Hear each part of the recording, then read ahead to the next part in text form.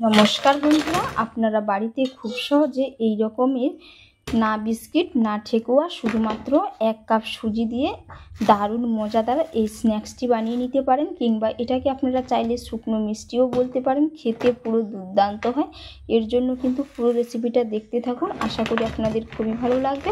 সাথে যদি চ্যানেলে নতুন বন্ধু হয়ে থাকেন অবশ্যই চ্যানেলটি সাবস্ক্রাইব করে নেওয়ারও অনুরোধ থাকলো।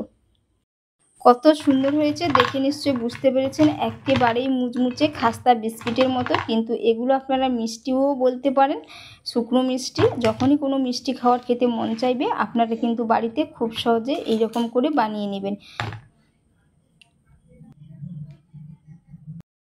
আপনাদের মিষ্টি কিছু খেতে মন চাইলে আপনারা কিন্তু বাড়িতে খুব সহজে এই রকম 1 কাপ সুজি দিয়ে দারুণ মজাদার মিষ্টি খাবার বানিয়ে নিতে পারবেন। সবার প্রথমে আমি একটি মিক্সির জার নিয়েছি। মিক্সির জারের মধ্যে দিয়ে দিচ্ছি 1/3 কাপ চিনি। তো এই রেসিপিটার জন্য আপনারা চিনি গুঁড়ো করে দিতে পারেন কিংবা গোটা চিনিও দিতে পারেন। এর সাথে আমি দিয়ে দিচ্ছি 4 থেকে 5টা এলাচ। এলাচের বীজগুলো বের করে নিয়েছি, একসাথে আমি গুঁড়ো করে নেব। এর ফ্লেভারটা ভালো আনার জন্য এখানে আমি এলাচের গুঁড়ো অ্যাড করছি। এবার এটাকে আমি মিক্সিতে একেবারেই মিহি করে গুঁড়ো করে নেব। চিনিটা আমি কিন্তু খুব সুন্দর করে এই যে গুঁড়ো করে নিয়েছি।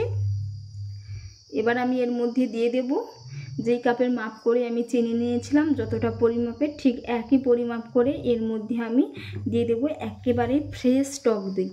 আপনারা কিন্তু দইটা 3-4 দিনের পুরনো নেবেন না, নিলে কিন্তু রেসিপিটা টক ভাব লাগবে সামান্য। এর কারণে একেবারে ফ্রেশ একদিনের যে দইগুলো হয় ফ্রেশ দই, ওটা নিতে পারেন। তো ওই দইটাই আমি নিয়ে নেব। আর আমি যে দইটা নেব এটা হচ্ছে আমাদের বাড়িরই বানানো দই। একই মাপ করে এখানে আমি টক দই দিয়ে দিলাম। এবার আমি এর মধ্যে দিয়ে দিচ্ছি 1 চিমটে মতো লবণ। এবার আমি এর মধ্যে দিয়ে দিচ্ছি 1/2 চামচ বেকিং পাউডার। এবার আমি একটি হ্যান্ড উইস্ক দিয়ে ভালো করে মিশিয়ে নেব। হ্যান্ড উইস্ক দিয়ে খুব ভালো করে মিশিয়ে নিয়েছি। এবার এটাকে আমি 5 মিনিটের জন্য রেস্টে রেখে দেব। ততক্ষণে আমি একটি মিক্সির জারের মধ্যে 1 কাপ সুজি নিয়ে সুজিটা ঠিক চিনির মতো করে একই রকমভাবে গুঁড়ো করে নেব। এবার আমি সেই কাপের মাপ করে দিয়ে দিচ্ছি 1 কাপ সুজি মিক্সির জারের মধ্যে দিয়ে দিয়েছি। এবার এটাকে আমি ঠিক একই রকমভাবে গুঁড়ো করে নেব। সুজিটা ঠিক একই রকমভাবেই আমি কিন্তু গুঁড়ো করে নিয়েছি। আর এই দিকে যে আমি দইটা রেস্টে রেখেছিলাম 5 মিনিটের জন্য, দই আর চিনি, তো এর সাথে কিন্তু মিশিয়ে নেব। আর বন্ধুরা, সুজিটা কিন্তু খুব একেবারেই ফাইন গুঁড়ো হয়নি, সামান্য একটু দরদরা ভাব আছে। সুজি কোনোদিনও ফাইনভাবে গুঁড়ো হয় না, এইরকম সামান্য দরদরা ভাব থাকে। এবার আমি দিয়ে দেব এর মধ্যে 1 কাপ ময়দা। আপনারা এখানে ময়দার পরিবর্তে আটার ব্যবহারও করতে পারেন। তো ময়দাটা একটু আমি চালিয়ে নিচ্ছি। সাথে আমি দিয়ে দিচ্ছি এর মধ্যে অল্প করে একটু ঘি। আপনারা এখানে ঘির পরিবর্তে বাটার কিংবা দুধের সরও অ্যাড করতে পারেন। এবার আমি এর মধ্যে কিছু ড্রাই ফ্রুটস অ্যাড করে নিলাম। তো এবার সমস্ত উপকরণগুলো ভালো করে একসাথে মিশিয়ে নেব। আর বন্ধুরা, এখানে আমি কিন্তু কোনো রকমভাবে জলের ব্যবহার করছি না। আমি যেই রকম মাপ করে সমস্ত উপকরণগুলো নিয়েছি, আপনারা যদি একই মাপ করে নেন তাহলে কিন্তু এখানে কোনো রকম জলের দরকার হবে না। সমস্ত উপকরণগুলো ভালো করে একসাথে আমি মিশিয়ে নিয়েছি, দিয়ে একটি ডো রেডি করে নিয়েছি। এই ডোটা সেট হওয়ার জন্য আমি 10 মিনিটের জন্য রেস্টে রেখে দেবো। আর বন্ধুরা, আপনাদের ডোটা যদি মনে হচ্ছে একটু পাতলা মনে হচ্ছে, তাহলে এখানে আপনারা আরও কিছুটা ময়দা অ্যাড করে নিতে পারেন। হাতের মধ্যে লেগে যাবে এইরকমভাবে ভয়ের কোনো কারণ নেই। কিছুক্ষণ রেস্টে রেখে দিলে 10 মিনিটের মতো ডোটা আগের তুলনায় অনেকটাই টাইট হয়ে যাবে এবং খুবই সুন্দরভাবে কিন্তু সেট হয়ে যাবে। আর বন্ধুরা, প্রতিদিনের মতো কে কোথা থেকে রেসিপি দেখছেন অবশ্যই কমেন্ট করে জানাবেন। যদি রেসিপি ভালো লেগে থাকে অবশ্যই একটি লাইক করে দেবেন। সাথে চ্যানেলে নতুন বন্ধু হয়ে থাকলে অবশ্যই চ্যানেলটি সাবস্ক্রাইব করে নেওয়ার অনুরোধ থাকলো। 10 মিনিটের জন্য রেস্টে রেখেছিলাম, খুব সুন্দর হয়ে কিন্তু এই যে সেট হয়ে গেছে। তো উপর থেকে আমি একটু সাদা তিল দিয়ে দিয়েছি। এটা পুরোপুরি তো অপশনাল, আপনারা চাইলে দিতে পারেন নাও দিতে পারেন। এবার এটাকে আমি দুটো ভাগে ভাগ করে নেব। দুটো ভাগে ভাগ করে নিয়েছি, দিয়ে এটাকে এরকম করে আমি একটু লম্বা করে শেপ দিয়ে দেব। এইরকমভাবে।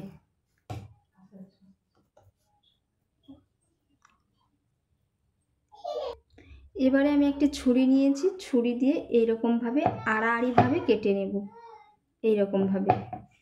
এই যে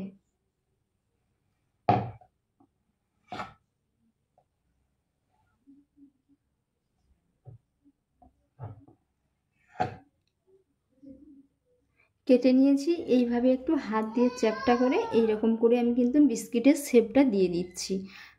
আর হাতে আমি একটু তেল লাগিয়ে নিয়েছি যাতে না হাতের মধ্যে লেগে যায়। আপনারা চাইলে আপনাদের পছন্দ অনুযায়ী এখানে কিন্তু বিস্কিটের শেপটা দিতে পারেন। এটা আপনারা বিস্কিট বলতে পারেন, ঠেকুয়া বলতে পারেন, কিংবা ইভিনিং স্ন্যাক্সও বলতে পারেন, কিংবা কোনো মিষ্টি খাওয়ারও বলতে পারেন।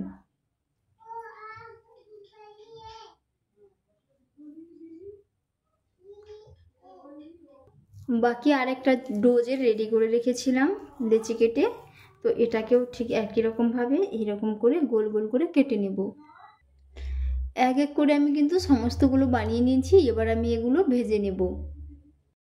কড়াইয়ের মধ্যে তেল দিয়ে তেলটাও খুব ভালো করে গরম করে নিয়েছি। তেলটা কিন্তু খুব বেশি গরম করা যাবে না, এইরকম আঙুল সইবে উষ্ণ গরম করে নিতে হবে। এবার আমি এর মধ্যে স্ন্যাক্সগুলো দিয়ে দেব।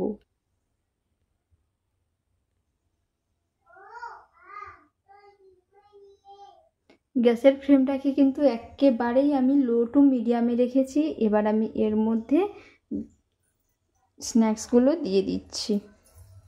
আপনারা চাইলে এটা মিষ্টিও বলতে পারেন। লো টু মিডিয়ামে রেখে কিন্তু প্রথম থেকে লাস্ট পর্যন্তই ভেজে নেব। দুটো ব্যাচ করে ভেজে নেব। প্রথমে কয়েকটা দিয়ে দিয়েছি, এবার এগুলো আমি 1 থেকে 1.5 মিনিট পরে উল্টে নেব। 1.5 মিনিট হয়ে গেছে। এবার আমি এক পিঠ করে এক এক করে উল্টে পাল্টে একেবারে লাল লাল মুচমুচে করে ভেজে নেব।